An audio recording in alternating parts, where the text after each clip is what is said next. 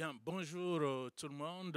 Heureux d'être là avec vous pour modérer ce panel avec d'éminents panélistes pour discuter de comment est-ce que les infox aujourd'hui peuvent envenimer les conflits qui se retrouvent malheureusement un peu partout dans le monde, que ce soit en Afrique, au Sahel, en passant par le Soudan, la République démocratique du Congo, ou ce qui est le plus priant dans l'actualité internationale, la guerre en Ukraine.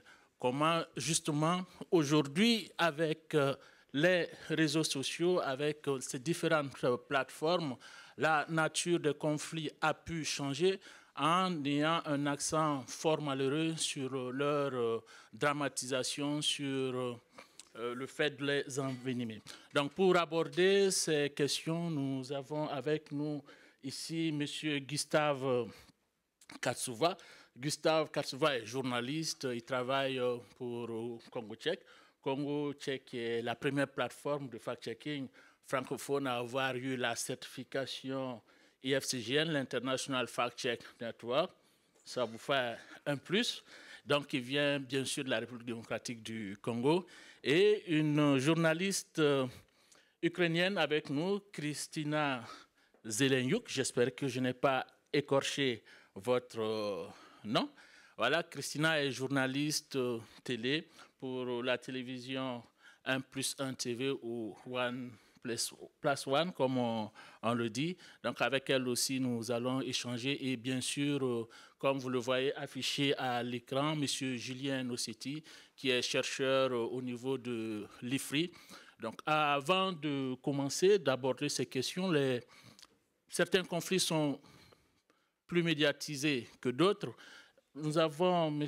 Gustave ici. Gustave, le conflit en RDC, notamment dans l'Est, entre l'armée congolaise et ce qu'on appelle les rebelles du M21, ce n'est pas assez médiatisé, ce n'est pas assez connu. Est-ce que rapidement, vous pouvez nous camper le décor de ce conflit? Il s'agit de quoi exactement?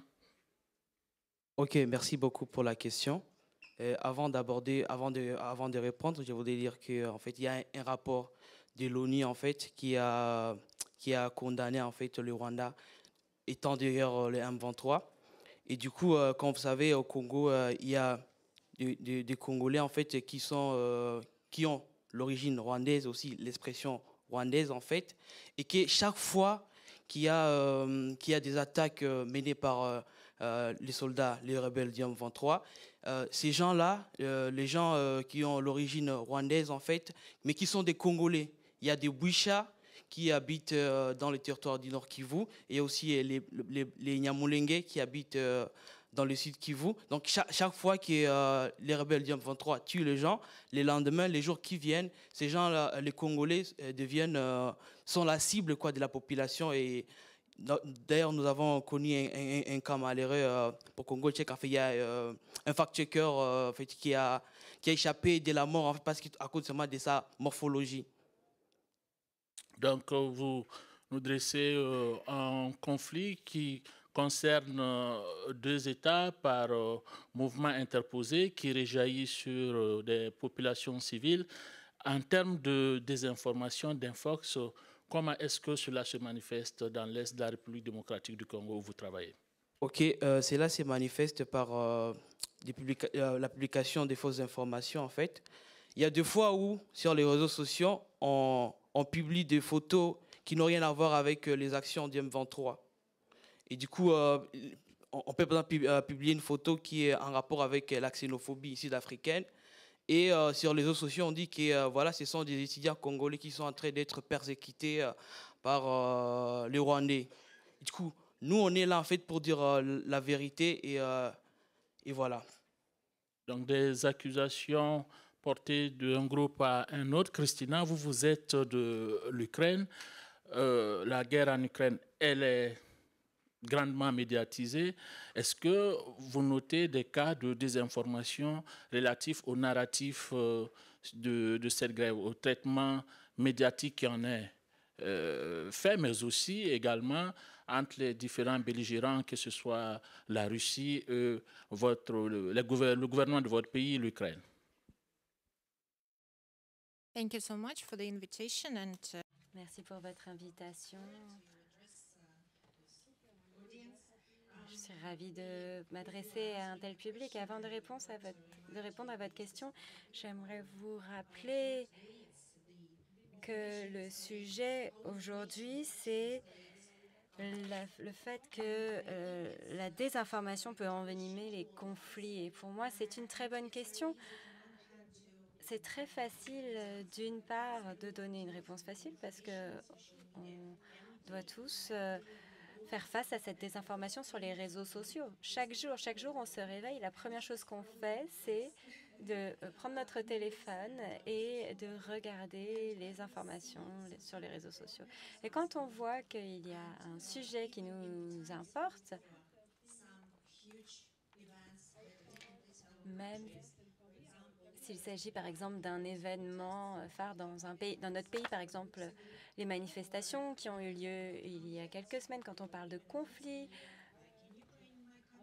ou d'une guerre comme en Ukraine, dans mon pays, eh bien, la situation varie. Imaginez-vous que vous vous réveillez le matin, vous voyez qu'il se passe quelque chose dans votre pays. Ça vous émeut, ça vous importe. Vous commencez à poster du contenu sur les réseaux sociaux, à commenter certains sujets, certains posts. Et qu'en pensez-vous? Est-ce que vous envenimez cette situation dans ce cas particulier ou non? Ça, c'est un point de vue. Un autre point de vue, un très bon exemple, par exemple, de ces manifestations en France qui ont eu lieu il y a quelques semaines. À ce moment-là, la propagande russe avait commencé à diffuser une désinformation, une infox sur les manifestants en France, qu'ils avaient reçu des armes. C'était une infox et qui disait que c'était des armes russes. Et c'est la Russie qui était l'autrice de ça. Et c'était des télégrammes, l'objet de télégrammes en russe et également sur Twitter en anglais et en français. Ça, c'est un exemple. Deuxième exemple, quand on parlait de l'information, de la désinformation et comment cela envenime les conflits, quand on se trouve dans une situation de guerre. Imaginez-vous que votre collègue est capturé par l'armée russe. Ça a été le cas pour un de mes collègues en mars l'année dernière par des soldats russes à Kiev. Et il est toujours dans une prison russe. Qu'est-ce que vous faites? Eh bien, en tant que journaliste, vous allez peut-être poster sur Facebook, sur les réseaux sociaux, pour pouvoir attirer l'attention. Surtout quand vous êtes journaliste international, vous voulez attirer l'attention de la société internationale pour pouvoir lui venir en aide. Mais un autre point de vue, imaginez-vous que votre post sur les réseaux sociaux va aggraver sa situation dans les prisons russes. C'est donc compliqué. Troisième exemple, qui répond plus spécifiquement à votre question, notre plus gros problème en Ukraine, quand on parle de la désinformation, des infox et de la diffusion de ces mensonges, eh bien, c'est l'utilisation de Telegram.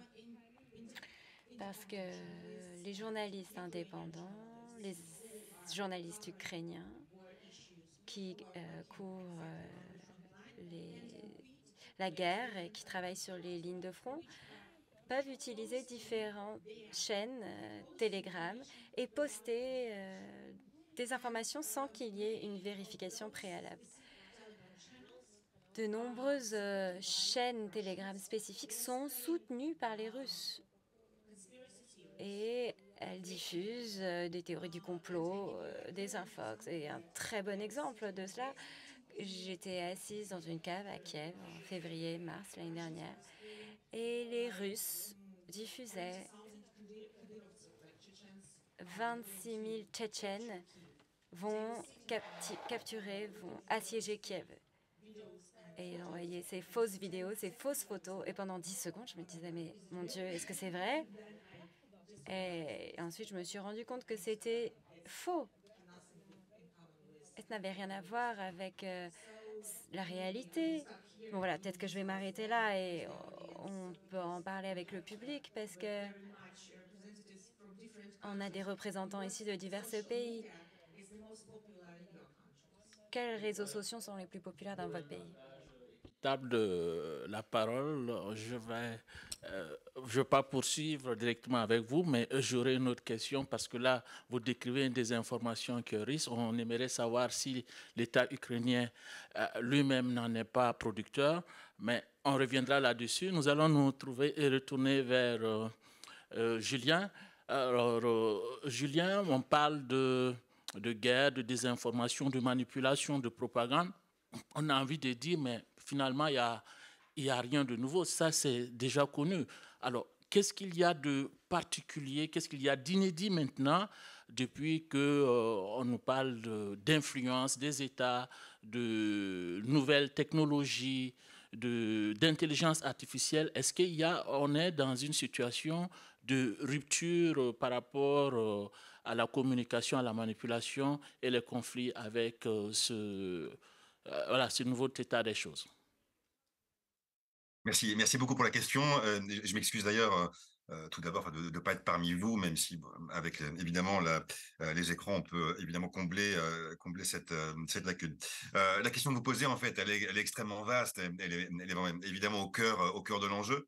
C'est vrai qu'on n'a pas affaire finalement à des thématiques qui sont inédites et d'ailleurs, je relève que vous avez employé l'expression de manipulation de l'information, qui, notamment en France et aussi dans certains débats, au sein de l'Union européenne, a fait l'objet de quantité de réunions, de task force, de comitologie pour essayer de trouver de parler des bons termes. Parce qu'effectivement, on parle d'influence, on parle de diplomatie publique, on parle de désinformation, de propagande, de guerre informationnelle et au fond, c'est cette idée de manipulation d'information, elle est précise pour au moins 2 raisons. C'est-à-dire qu'en fait, elle met vraiment l'accent sur le cœur du problème tel qu'on le connaît, au moins depuis le déclenchement de la question ukrainienne, donc depuis 2014, hein, je le rappelle, parce qu'en fait, l'expression, elle va surtout évoquer une action qui est délibérée de la part de l'assaillant, hein, d'un État, par exemple. Donc, vous avez l'idée d'aller nuire, en fait, à l'adversaire.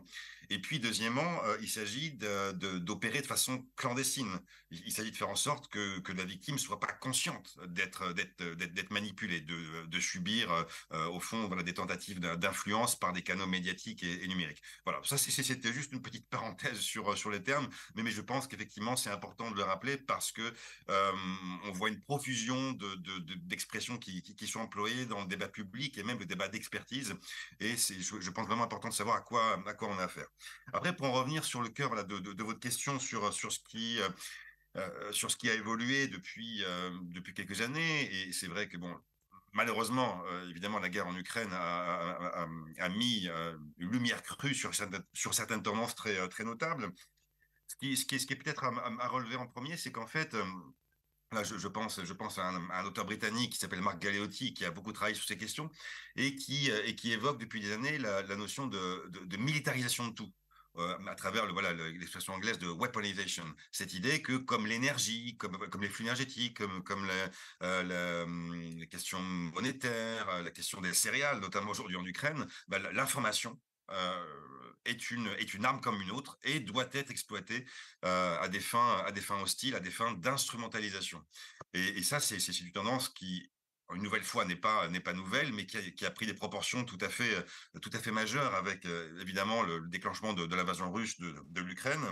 Et ça questionne beaucoup de choses. Ça questionne beaucoup de choses, à commencer par finalement la situation dans laquelle on se trouve. Voilà, une situation de ni guerre ni paix, de conflictualité qui est latente, qui va se prolonger sans qu'on voit de début, de fin parfois. Donc il y a une question sur le tempo finalement de la vie internationale qui est extrêmement compliquée pour les décideurs, mais aussi et peut-être surtout pour les populations qui subissent évidemment ces manipulations. La deuxième chose, ce sont les acteurs qui sont impliqués, à qui on a affaire aujourd'hui, hein. Vous avez vous avez aujourd'hui comment dirais-je, une difficulté à bien distinguer les frontières du théâtre d'opération, avec parfois un floutage entre ce qui va relever du combattant, donc soumis aux droits de la guerre, des conflits armés, etc., et effectivement des influenceurs, voire de groupes criminels qui pourront à certains moments s'ingérer sur le terrain informationnel. Donc il y a une espèce de brouillage assez massif aujourd'hui sur ce plan des acteurs, ce qu'on a très bien vu d'ailleurs avec évidemment certains acteurs russes qui sont impliqués non seulement en Ukraine mais aussi dans certains pays d'Afrique subsaharienne, ce qu'on pourra évoquer évidemment tout à l'heure. Mais voilà, sur ce plan aussi des acteurs, c'est extrêmement compliqué de distinguer qui fait quoi, quel est le degré d'allégeance aussi, de loyauté par rapport à des États, et sur quelle durée.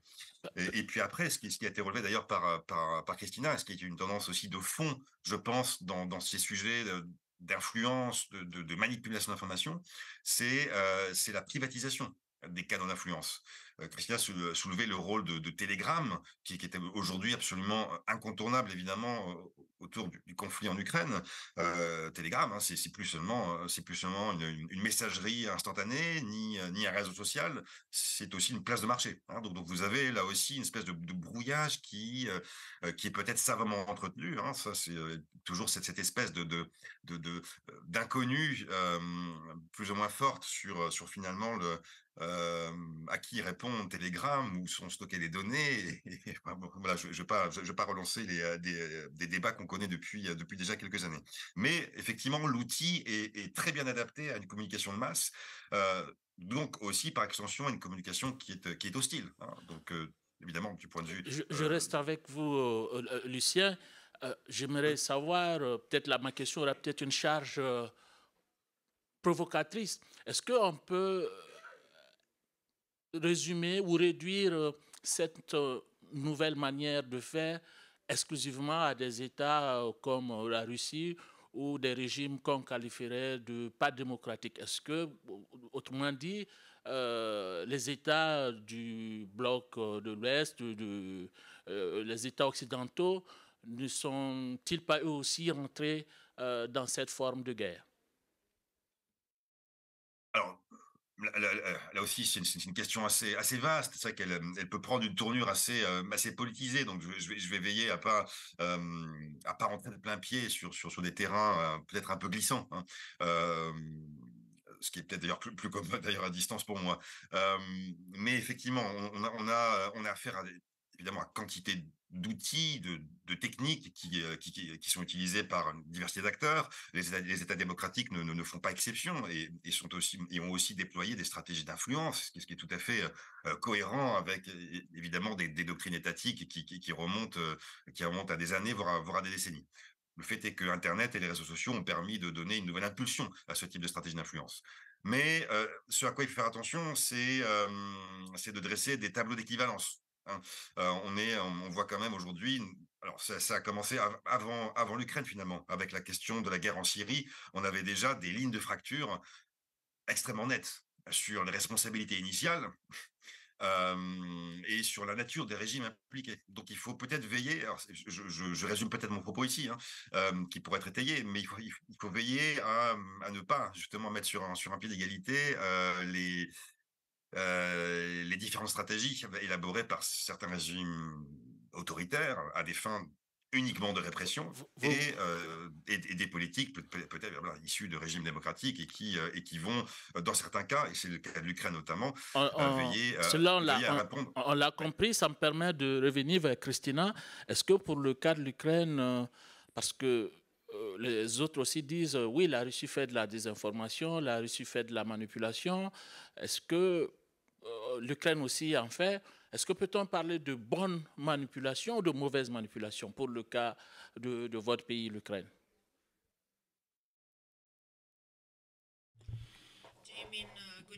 Vous voulez dire une manipulation bonne ou mauvaise, mais de quel côté? De quel côté?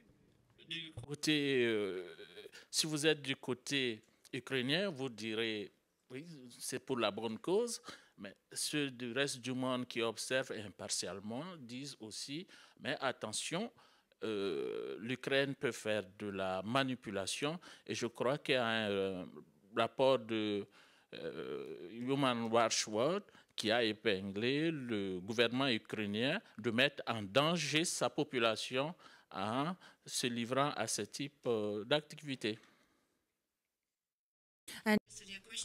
Je comprends votre question, mais s'agissant du paysage de l'information en Ukraine, vous le savez, nous sommes en guerre depuis 1 an et demi.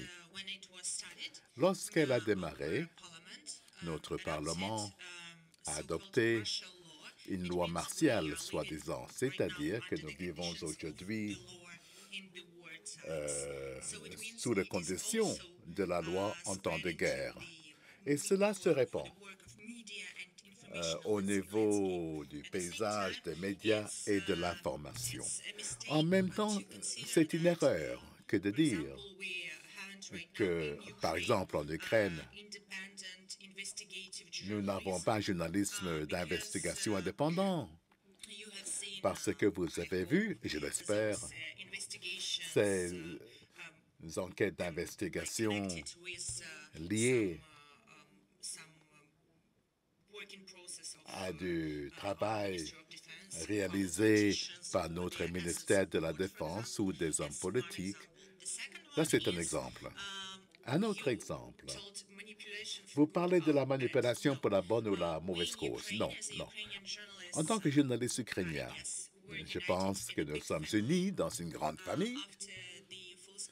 Après cette guerre russe a commencé. Et maintenant, la meilleure solution pour le combat contre la propagande, non seulement russe, parce que les Chinois répandent également beaucoup de mauvaises informations à travers TikTok, par exemple. C'est un deuxième défi, pas simplement pour l'Ukraine, mais pour nous aussi, ici.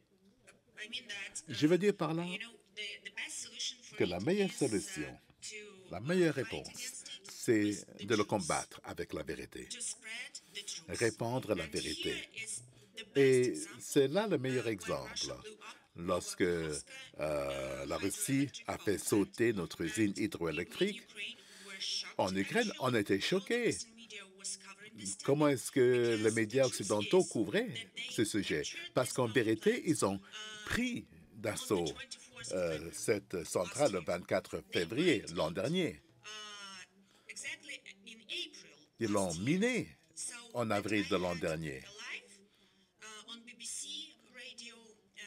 J'ai entendu ce matin sur la BBC, après l'explosion russe, ce qui m'a choqué, c'est qu'après ce que j'ai dit, ils m'ont demandé, est-ce que vous êtes sûr que c'était bien le Russe que l'on fait? J'ai dit, mais attendez, ils étaient là, ils ont pris d'assaut cette centrale et ils le contrôlent, ils l'ont miné. Et par conséquent, l'Ukraine n'a pas de tout accès à cette infrastructure critique. Voilà pourquoi c'est un très bon exemple pour la société occidentale qui pense que l'Ukraine fait de la manipulation. Non, on répond la vérité. Christina, je vous laisse prendre vos casques. Vous, personnellement, vous vous considérez comme journaliste ukrainienne qui doit défendre son pays ou simplement vous vous définissez comme journaliste professionnel qui n'est nullement influencé par cette situation, qui reste froide de façon clinique?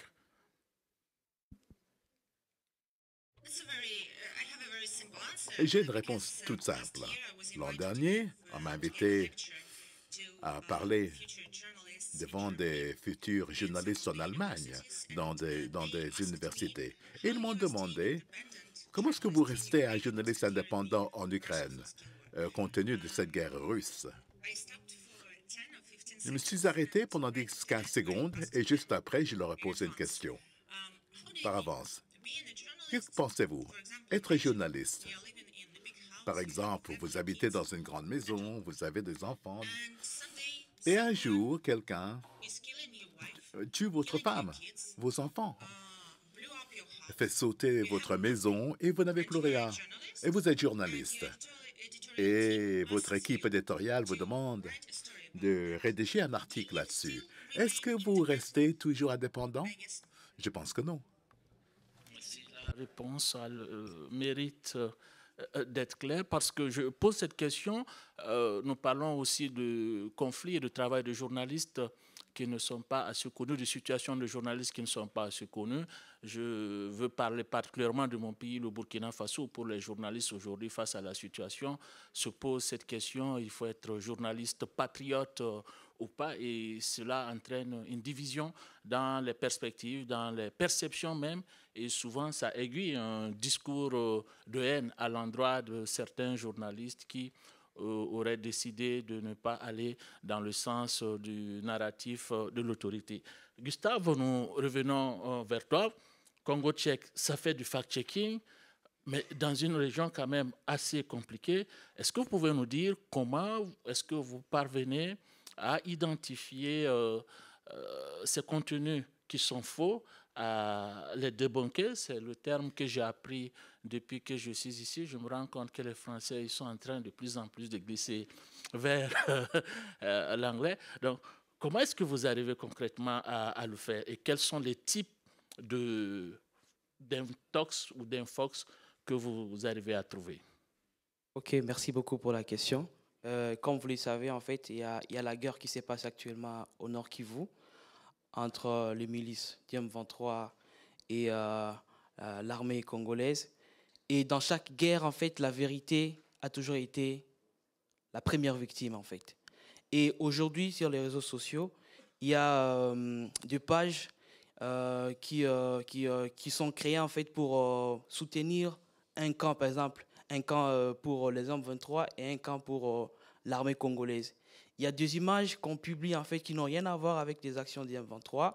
Et des images, par exemple, des images qui montrent en fait les gens morts, qui relèvent en fait du génocide rwandais vers des années 90, qu'on ramène en fait aujourd'hui et qu'on dit voilà, ce sont des gens qui sont tués par des rebelles du M23. Il y a aussi des images qui sont en rapport avec la xénophobie sud-africaine.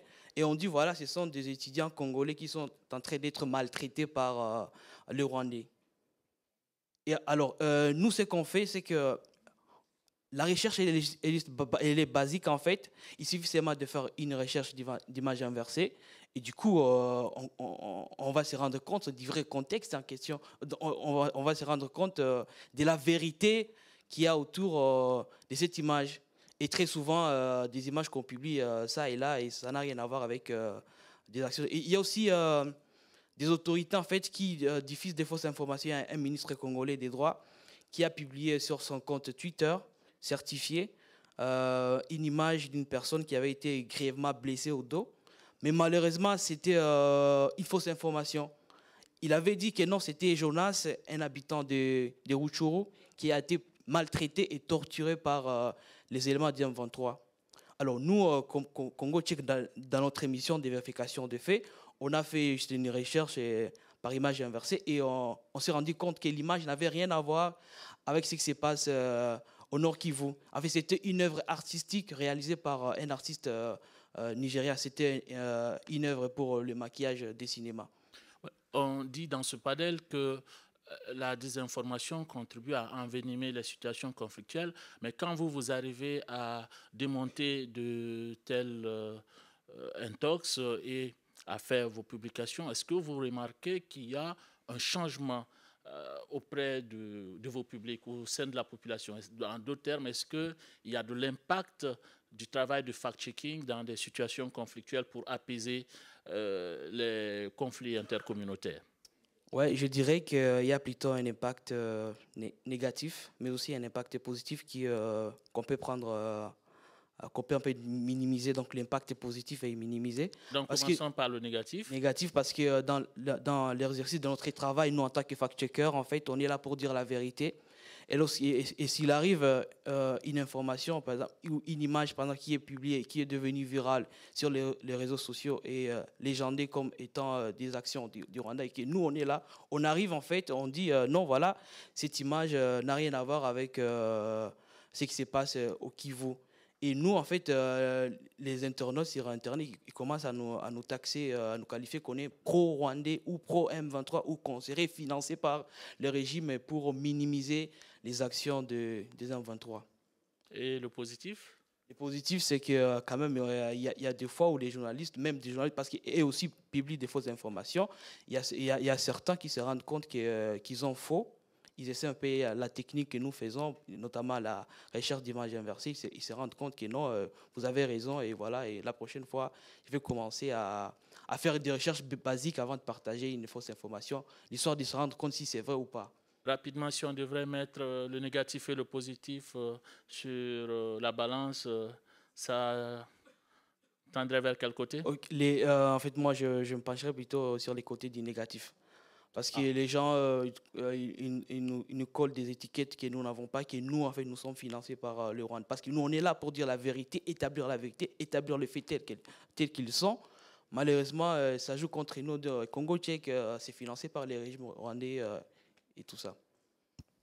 OK. Donc, nous nous retournons vers Julien. Vous l'avez dit, ces actions d'influence ne se déroulent pas uniquement que dans le monde occidental, et des pays africains comme le Congo, comme le Soudan, le Burkina Faso ou le Mali sont essentiellement visés. Alors, comment est-ce que, de ce que vous observez, ces actions-là se manifestent là-bas, et est-ce qu'elles contribuent plutôt à vraiment alimenter des conflits ou à en susciter de nouveaux? Question très juste, c'est une question très juste et vraiment très brûlante, hein, malheureusement.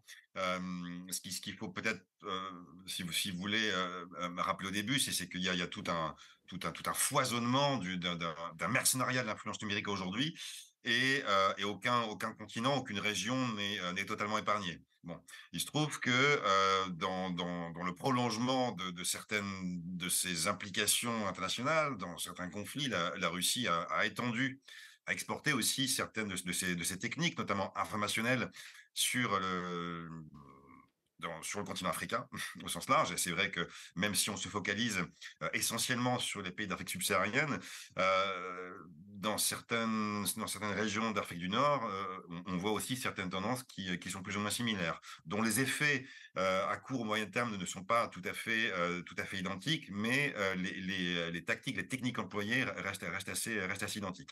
Et elles consistent en fait en quelque chose d'à la fois très simple et en même temps très difficile à contrer pour la partie adverse. Ça va être globalement d'aller exploiter les sentiments anti-français, donc qui ont été décrits de façon documentée depuis des années. Donc, dans mon propos, il y a rien de fondamentalement nouveau ici, mais ça consiste avant tout non, précision, pardon. Ça consiste au fond pas du tout à aller répandre un soft power, une image positive, ici en l'occurrence de la Russie dans les pays africains. Ça consiste vraiment à prendre le contre-pied de ça et à dénigrer les modèles, les approches adverses. Et ça, c'est un point important parce que ça montre bien que chez certains des États, notamment autoritaires dont on a parlé, hein, il y aura une vision, une approche très différente de ce que, en Occident, notamment aux États-Unis, depuis les années 90, on a appelé le soft power. Et ça, c'est une rupture assez fondamentale, encore une fois, qui n'est pas totalement neuve, mais qui a pris une dimension très forte, notamment dans les pays africains que vous avez mentionnés, hein. C'est vrai que Est-ce que la stratégie qui se déroule, par exemple, qui a peut-être déroulé en Ukraine avant le déclenchement de l'invasion, jusqu'à ce que nous sommes, est-ce que ce sont les mêmes stratégies qui sont déroulées dans des pays africains où souvent on a l'impression que cette désinformation tente à jouer sur des aspects communautaires, ethniques, religieux? Oui, tout à fait, tout à fait. Alors, la stratégie globale restera identique, c'est-à-dire qu'il va s'agir d'aller renforcer, d'aller attiser, un relativisme, un doute permanent, qui va ensuite, faire s'affronter, hein, de façon traditionnelle, les communautés, les opinions les unes aux autres, hein, de façon soit, moins à créer du conflit qu'à aller attiser les conflits, qu'à aller renforcer des situations de tension ou de crise qui étaient déjà préexistantes. Donc ça, c'est un point important. Et effectivement, hein, sur les terrains africains, parce qu'on ne peut pas parler sur le terrain africain, ce qui est un raccourci malheureusement bien trop présent dans certains débats, notamment médiatiques, hein, il faut aussi le préciser. Les différents objectifs, les ressorts resteront globalement assez similaires. Alors, il y a peut-être une différence des fois de méthode par rapport au conflit en Ukraine. C'est que compte tenu de la contiguïté, de la proximité immédiate entre le territoire russe et le territoire ukrainien, certaines tactiques seront différentes. Je vous donne un exemple tiré du cas ukrainien depuis 1 an et demi. Hein. Il y a eu une combinaison entre une stratégie informationnelle et une stratégie physique, une stratégie cyber. Je m'explique. Dans certaines provinces ukrainiennes qui ont été envahies par la Russie depuis février 2022, les Russes ont entrepris ce qu'on appelle un reroutage, une réorientation des flux de données numériques vers les territoires russes, de façon à ce que ces flux de données, ces informations, soient soumises à la loi russe. Donc, que les populations ukrainiennes vivant dans les régions conquises par la Russie voient désormais, perçoivent l'information, voient désormais le monde à travers les lunettes du censeur russe, parce que l'information est soumise dorénavant à la loi russe. Donc, voilà, si vous voulez, c'est cet élément le plus technique et peut-être un peu plus complexe à développer en quelques instants, mais qui est tout à fait fondamental, parce que vous avez ici peut-être la notion d'annexion numérique, c'est-à-dire, au fond, vous prenez le contrôle des infrastructures à travers lesquelles vous diffusez ensuite de l'information qui sera soumise à des lois totalement différentes à votre propre cadre politique existant. Et ça, c'est un danger absolument fondamental. Alors, certes, ici, tiré du cas ukrainien, mais on peut très bien le voir aussi à l'avenir, si on fait un peu de prospective dans d'autres régions du monde. Et c'est vrai que je pense que on le perçoit déjà avec des législations prises sur tout ce qui concerne la cybercriminalité, mais appliquée aux citoyens, aux journalistes dans certains pays africains. Je vois que M. Ousmane, ancien président du Conseil supérieur de la communication au Niger, a fait une étude là-dessus sur certains pays africains. Peut-être qu'au moment de l'interaction avec le public, il voudra intervenir là-dessus. Et du même coup, je jette un coup d'œil sur le temps, puisqu'il faudra accorder une partie aussi à l'assistance qui est là. Mais je me reste avant. Il reste 5 minutes. 5 minutes très rapidement. Je vais me tourner vers Christina.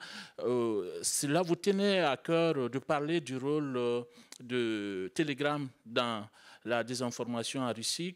Ici aussi, on cherche à voir quel type de solution on pourrait trouver afin de remédier à cela, vu que de ce que vous m'aviez expliqué, c'est par Telegram que le gros du mal se fait. En effet, ce que je peux vous dire va encore plus loin. Je suis pleinement d'accord avec tout ce que nous avons dit tout à l'heure. Mais nous devrions travailler avec nos partenaires occidentaux et réfléchir à changer notre approche pour ce qui est de combattre ces campagnes de désinformation. Il ne s'agit pas simplement de désinformation russe, mais également chinoise et d'autres parties. C'est très important de se poser la question à savoir si ces projets consistent à lutter contre ces campagnes de désinformation. Est-ce que ça marche? Quand on parle de la Fédération russe, notamment, ces médias en exil maintenant ici et qui sont soutenus par des subventions, par des aides, ici dans l'Union européenne ou ailleurs. Est-ce que ces médias ont véritablement un impact sur la société russe? Je n'en suis pas sûr. Peut-être devrions-nous voir une autre approche. Par exemple, quand on parlait des pays africains, la Russie est très active dans ces pays en diffusant ces histoires, ces récits qui peuvent entraîner des conflits futurs qui auront un impact également sur l'Union européenne et le continent européen. Voilà pourquoi, en tant que représentant du média et journaliste, je vois de l'intérieur que ces projets en particulier ces projets créés dans l'Union européenne pour les fonds dans l'Union européenne, eh bien, ça ne marche pas. Avant de donner la parole à Gustave, j'aimerais me tourner vers Julien. Est-ce que vous pensez que ce qu'on appelle les GAFAM ont une responsabilité et concrètement, qu'est-ce qu'il faut faire avec eux? Assez rapidement, en 1 minute 30, 2 minutes, avant de donner la parole à Gustave et de permettre à l'assistance d'interagir avec vous. Merci. Merci, Bakary. Alors, c'est vrai qu'il faudrait au moins 3 heures pour répondre à cette question. Donc, je vais comprimer 2 ces minutes. 3 heures en 1 minute. Non, je plaisante. Effectivement, non, c'est vraiment devenu un enjeu majeur, à plus forte raison depuis l'invasion du coup d'une partie de l'Ukraine. La façon dont certaines grandes plateformes numériques aussi se sont d'abord engagées dans un soutien au gouvernement ukrainien pour aller, alors non pas debunker, voilà, je vais employer un terme français, hein, pour aller détecter et puis contrer les différents narratifs propagés par la Russie et sa nébuleuse informationnelle. Et ça, c'est un élément assez nouveau, parce que certes, on avait déjà connaissance de certaines formes de contribution des YouTube ou des Facebook, notamment en matière de lutte antiterroriste, etc., etc. Mais là, on a vu par exemple Microsoft, hein, donc, géant technologique américain, qui s'est beaucoup impliqué en Ukraine en matière de documentation des crimes de guerre russes commis en Ukraine. Donc ça, c'est un élément assez nouveau. Ce sont des acteurs technologiques qui peuvent déployer des sommes financières tout à fait considérables par rapport aux États et qui ont des marges d'action, évidemment, voilà, tout à fait importantes. Ce qui pose, bien sûr, à terme des questions de souveraineté aussi, hein, bien sûr, de formes de coopération publique-privée qui ne sont pas aujourd'hui tout à fait tranchées, sachant que là, on a affaire à des questions de responsabilité en temps de guerre. Donc, ce sont des questions très épineuses sur lesquelles les juristes, évidemment, planchent de façon très active. Et là, on a affaire à une sorte de terrain vierge. Mais, et puis je finis avec ça, on a encore une fois là, certaines plateformes que j'ai pu évoquer, hein, notamment YouTube qui appartient à Google, Facebook à Meta, etc., qui contribuent toujours à leur manière, évidemment, à permettre une diffusion de contenu soit haineux ou d'apologie de la guerre ou des narratifs totalement biaisés ou vraiment manipulés. Bon, et ça, on n'a pas encore trouvé les façons d'être totalement immunisé, évidemment, contre cette dissémination à une échelle globale et quasi instantanée. Bien, alors Gustave, vous avez déjà évoqué certains défis, notamment celui lié à votre liberté. Rapidement, vous avez entendu la musique. Qu'est-ce que vous pensez que du fact-checking peut faire dans le cas du Congo? Je pense que le fact-checking, c'est un moyen très important pour lutter contre les fausses informations chez nous, en fait, en RDC, étant donné que c'est un pays grand et que il compte plus de 450 tribus, en fait. Et je pense aussi également que le fact-checking peut aider à lutter contre l'exaspération des discours de haine et aussi des conflits dans mon pays. Merci beaucoup, Gustave. C'est le temps pour les questions, les réponses. Le public en a déjà mis un micro ici parce que c'est passionnant et j'imagine qu'il y a beaucoup de questions. On vous écoute. Thank you very much. Je vous remercie. Je viens de la République tchèque et je fais du fact-checking. Votre défi est cette guerre en Afrique, en Éthiopie du Nord. Les groupes rebelles et le gouvernement fédéral sont dans une guerre sanglante. Les deux partis faisaient de la propagande. En tant que groupe de fact-checking, on voulait combattre la mauvaise information des deux partis. Et les deux partis nous attaquaient pour cette raison. En essayant même de discréditer notre travail, en disant qu'on était en faveur du génocide et des traîtres. Comment est-ce qu'une organisation de fact-checking peut survivre à ça? Merci. Je pense que Gustave, tu peux mieux répondre. Ok, ouais. En fait, on est en Afrique où la liberté de la presse est vraiment limitée. Et je pense qu'il y a un prix fort à payer. Je ne sais pas les moyens qu'il faut appliquer pour survivre à cela ou pour échapper à cela. En fait, nous aussi, nous sommes victimes de cela. Donc, c'est vraiment compliqué de pouvoir arriver à échapper à cela. Peut-être avant la prochaine question, si je peux rajouter, Vas-y. étant moi-même représentant de FasoCheck, une organisation de fact-checking dans un pays en guerre, nous avons les mêmes difficultés et surtout vis-à-vis de nos concitoyens qui ne comprennent pas. Il faut prendre le temps, je crois. Ce que peut être fait, c'est vraiment de prendre le temps et d'expliquer le process en matière de fact-checking, comment ça se fait, et d'affirmer davantage son indépendance éditoriale. Mais je reconnais, ce n'est pas du tout facile et il y a des sujets sur lesquels, tout simplement, on baisse les bras. On enchaîne avec... Alors, les micros circulent. Voilà, super. Oui, merci. Donc, c'est Rodriguez Katouva de Congo Tchèque. Merci pour tous ces débats. Et peut-être, j'ai 5 apports dans 3 minutes. Dans 2 minutes, j'aurai tout apporté. Je suis cofondateur de Congo Tchèque. Et donc, d'ailleurs, cher confrère, un bon journaliste m'avait dit, un collègue, c'est avant tout un journaliste vivant. Donc, ne mettez jamais votre vie en danger pour défendre l'information, enfin, à part des grands passionnés, tout ça.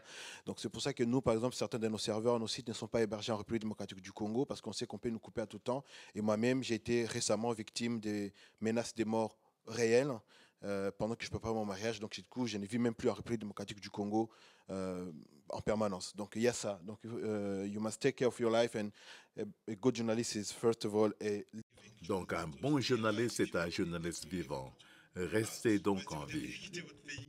N'hésitez pas à les quitter. Alors, ce que je voulais dire aussi, c'est que dans les zones, chez nous, il est impossible de négliger une désinformation. Vous savez, il y a des choses qui peuvent être très triviales, que vous dites, enfin, il n'y a personne qui va croire ça. Mais ça peut coûter la vie à des gens. Et avec les conflits en République démocratique du Congo, il s'est créé, vous en avez un peu parlé, les journalismes qu'on dit patriotiques. Donc, c'est des journalistes qui défendent, enfin, qui créent de la désinformation contre l'ennemi. Par exemple, disent, voilà, les rebelles du M23 ont reculé. Ils ont abandonné 5 villages. Et les FARDC remontent en puissance, ils les ont battus. Le problème, c'est que des citoyens vont rentrer dans ces villages-là en pensant que c'est vrai. Et beaucoup, en fait, ont été lynchés et massacrés par les rebelles du M23 parce que certains journalistes très reconnus recevaient de l'argent du gouvernement congolais pour mentir et dire que les villages étaient abandonnés. Donc, dans un camp de conflit comme ça, il n'y a pas de bonne désinformation, comme on l'avait posé. Et malheureusement aussi, dans les deux camps, peu importe... La provocation. Ouais.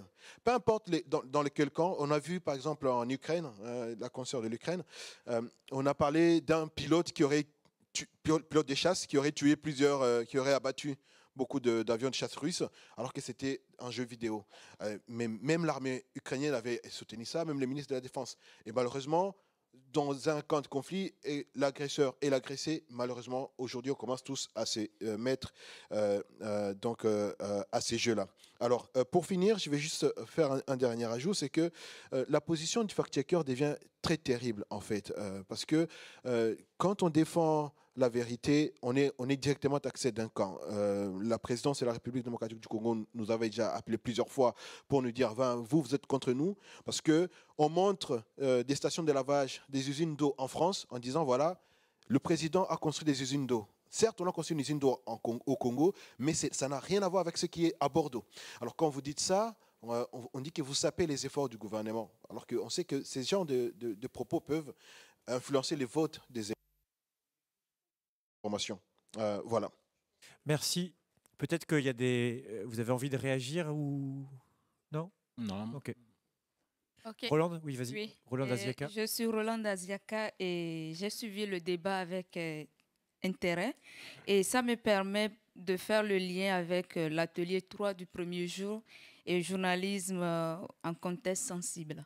Alors, j'ai suivi l'intervention de la journaliste de Ukraine, où elle dit c'est difficile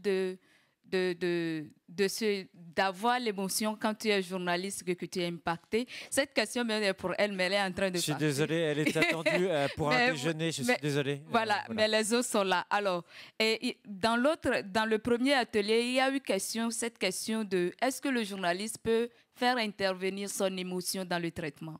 Alors, et il y a un intervenant qui disait qu'on peut aujourd'hui réintroduire la subjectivité dans le journalisme. Et ici, nous parlons des zones de conflit. Et comment vous trouvez cette approche? Est-ce que, et comme elle a dit, c'est difficile de se démarquer du contexte où il y a l'émotion, où on est impacté par le conflit, est-ce que ça peut arriver que le journaliste peut faire valoir la subjectivité au lieu de l'objectivité dans le traitement? OK. Ils vont répondre d'abord. OK, je t'ai bien écouté. Merci pour la question. Et en matière de fact-checking, en fait, moi, je suis beaucoup plus fact-checker que journaliste. Et en fact-checking, en fait, il ne faut pas faire intervenir vos émotions parce que vous êtes là pour dire la vérité et pour aussi dire comment vous avez fait la démarche que vous avez prise, que vous avez entreprise pour arriver à dire que ceci est vrai ou que ceci est faux. Mais quand vous voulez faire intervenir ou vous voulez amener en fait vos émotions dans un article de fact-checking, là, ce n'est plus du fact-checking, quoi. Donc, en fact-checking, les émotions n'existent pas et voilà.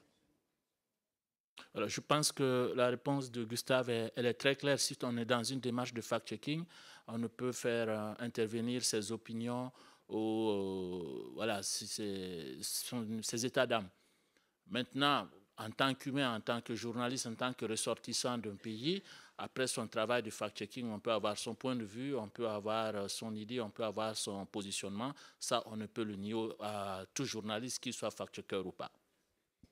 Il y avait une question ici, oui. Oui, merci. Moi, je voudrais intervenir sur cette question de la désinformation et les conflits, en précisant d'abord que l'usage de la désinformation dans le cadre des conflits n'est pas nouveau. D'ailleurs, c'est même un phénomène très ancien parce que si on se réfère au célèbre livre du stratégiste chinois Sun Tzu, 6 siècles avant Jésus-Christ, il a déjà théorisé sur l'usage de la désinformation dans le cadre de l'art de la guerre. Donc, ce n'est pas nouveau. Ce qui est nouveau, c'est plutôt aujourd'hui la technologisation de la fausse information. Nous sommes dans un contexte, avec la révolution numérique, les fausses informations sont technologisées et circulent à une vitesse exponentielle qui fait que l'effet a beaucoup plus de conséquences sur la société et sur les États. Maintenant, si on revient au sujet, l'enjeu, ou plutôt il y a deux enjeux. Les enjeux de la désinformation ne sont pas identiques selon qu'on se trouve dans le contexte européen et dans le contexte africain. Et c'est important pour nous, Africains, dans le cadre de ce débat, de donner voix au chapitre pour aussi tenir compte des enjeux qui sont les nôtres. Aujourd'hui, l'enjeu principal en Europe de la désinformation, c'est parce qu'elle est utilisée dans le cadre comme un instrument de la guerre et de la lutte d'influence que les États européens et la Russie sont en train de mener, de se faire, et dont l'Afrique est le principal théâtre. Et donc, la désinformation, vue sous cet angle, a effectivement des conséquences et des impacts en Afrique parce que l'Afrique est principalement le Sahel central et aujourd'hui le théâtre principal de cette guerre d'influence entre la Russie et les États européens. Mais nous, aujourd'hui, les pays du Sahel, je parle qui sommes confrontés au terrorisme. Mais les groupes terroristes utilisent aussi la désinformation pour créer la commotion, c'est-à-dire le choc. Par exemple, il y a une attaque ou un affrontement entre un groupe terroriste et une armée nationale. Eh bien, le groupe terroriste prend des images au Congo ou parfois des images du génocide rwandais pour dire voilà, on a massacré l'armée et on a fait tel nombre de victimes. Et ça fait que ça crée une commotion au sein de l'opinion nationale. Et donc, la désinformation en Afrique devient une arme entre les mains des groupes terroristes qui l'utilisent justement pour pouvoir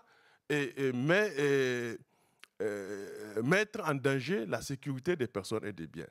Aujourd'hui, donc entre nous, Européens et société civile européenne et société civile africaine, entre médias européens et médias africains, entre États européens et États africains, tout le défi, c'est de pouvoir trouver un agenda commun dans le cadre de la lutte contre la désinformation qui prend en compte à la fois les enjeux européens axés sur la lutte contre la désinformation comme instrument d'influence et aujourd'hui les enjeux démocratiques qui se passent en Afrique. Parce que au nom justement de la lutte contre la désinformation menée par les groupes terroristes, plusieurs États africains ont adopté soit des cyberlois où on modifiait les cyberlois existantes et avec pour effet immédiat de restreindre l'espace civique ou dans certains cas, pire, de pouvoir complètement anéantir la liberté d'expression et la liberté d'opinion. Aujourd'hui, nous, c'est ça, c'est un enjeu important pour nous. On a ce problème en Afrique et il faut que dans le cadre, qu'on puisse trouver un agenda commun qui prenne en compte ces enjeux importants, la lutte contre l'influence, mais aussi les enjeux démocratiques en Afrique. Et je veux bien que si... Et vous avez raison, merci. Peut-être on peut entendre juste Julien Nocietti, je ne sais pas si vous nous entendez, peut-être réagir 1 minute sur ce qui vient d'être dit pour un peu de mise en contexte et de recul. Bien sûr, tout à fait. Il y a beaucoup de paramètres en fait à évoquer. Alors, je rebondis en 5 secondes sur le commentaire précédent au sujet de l'émotion et la façon dont les pratiques journalistiques doivent ou pas intégrer l'émotion. Juste pour préciser que voilà, moi, étant chercheur, on est aussi confronté à notre manière finalement assez logique, donc assez risques d'une certaine manière et que personne n'est immunisé contre ça. Donc il faut évidemment faire la part des choses et essayer de prendre les distances, mais voilà, c'est pour vous dire qu'on est aussi malheureusement soumis à notre pauvre nature d'humain en la matière. Sur le commentaire qui vient d'être fait, donc il y a évidemment évidemment des points de convergence, c'est-à-dire que quand vous soulignez la technologisation accrue de ces problématiques d'influence numérique, ça, je suis évidemment tout à fait d'accord. Tout à fait d'accord. Et c'est vrai qu'il y a un paramètre qu'on n'a pas évoqué et qu'on peut peut-être souligner maintenant, c'est-à-dire que aujourd'hui, avec la démocratisation des outils d'OSINT, donc d'outils de renseignement en source ouverte sur Internet et les réseaux sociaux, on peut assez facilement, hein, sans franchir un coût d'entrée qui est trop élevé, être un acteur finalement dans le conflit. Et quand vous prenez certains collectifs, certains types quasiment de médias, d'une certaine manière, les Medusa, les The Insider, etc., ont réussi à agréger quantité d'informations, de données, donc ici en l'occurrence plutôt sur le conflit en Ukraine et sur certaines manipulations pratiques russes, ce qui contribue aussi à ubériser, entre guillemets, le traitement médiatique du conflit, parce que ce sont des acteurs individuels ou via les collectifs que j'ai évoqués, qui ont une vraie empreinte, une vraie influence aujourd'hui sur la réception de certaines informations. Donc ça pose des questions là aussi tout à fait intéressantes parce que ça permet de contribuer au récit de la guerre, ça peut influencer son déroulement, sa perception par les populations. Hein. Donc ce que je veux dire par là, et puis je m'arrête là, hein, c'est qu'aujourd'hui les populations sont de plus en plus non seulement actrices, mais cible et actrice du conflit, en participant avec ce type d'outils numériques. Donc ça, c'est un paramètre vraiment majeur à mon sens et qui va se poursuivre dans les années qui viennent. Merci Julien. Peut-être une dernière question et auquel vous pourrez réagir tous les deux. Dernière question. Oui, je vous en prie. It's not really a question. I just have a comment. C'est pas vraiment une question, c'est plutôt un commentaire sur ce que Kristina Zeleniuk a dit, la journaliste ukrainienne. J'ai été surprise des questions de journalistes de la BBC si c'était une explosion causée par les Russes ou par les Ukrainiens. Et c'est important de remettre en question ces récits, même si le monde entier semble être uni et semble soutenir un camp. En tant que journaliste, nous devons continuer à se questionner. Donc ça, c'est une première chose. Deuxième chose, on se rappelle tous l'époque où une grande partie du monde, la plus grande partie était unie, la plupart des journalistes étaient unis et avaient la même perception de l'Irak, la même vue de l'Irak et des armes de destruction massive en Irak. Et aujourd'hui, on sait que ces armes n'existaient pas. Donc, en tant que journaliste, c'est essentiel de continuer à remettre en question, à questionner et ne pas simplement se rallier à un camp juste parce qu'on nous a dit que c'était le bon camp. Remercier tous les participants. Merci à vous. Merci Bourema Salouka. Merci aussi à toute l'équipe d'être venue ici. Merci Julien Nocietti à distance. À bientôt. Et on enchaîne avec une pause déjeuner pour tout le monde après cette matinée riche, intense. Merci à tous.